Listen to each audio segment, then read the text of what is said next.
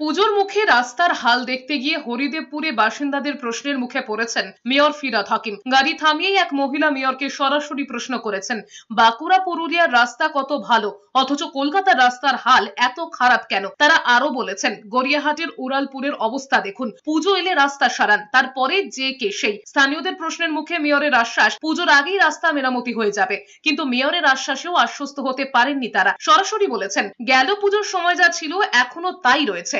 রাস্তার কাজ হতেই পারে, আবার 1-2 মাস পরে আবার রাস্তা খারাপ হলে আবার সামনের বছর পুজোর সময় ঠিক হবে। এই বিষয়টা খেয়াল রাখতে বলেছেন। অভিযোগ শুনে ফিরহাদ হাকিম বলেছেন, হেভি ডেন্সিটি রেন আসছে, রাস্তাগুলো খারাপ হয়ে যাচ্ছে, যেখানে সেখানে সমস্যা রয়েছে সেগুলো দেখা হচ্ছে। রাস্তার কাজ হতেই পারে, রাস্তার কাজ হবে তারপরে রাস্তাটা ঠিক হয়ে যাবে। পুজোর সময় এই যে পিচ হয়েছে আমাদের 114 নম্বর ওয়ার্ডে পিচ হয়ে যায়, আবার এই ধরুন 1 মাস 2 মাস পরে যে খারাপ হবে আবার সামনের বছর পুজোর সময় পিচ হবে।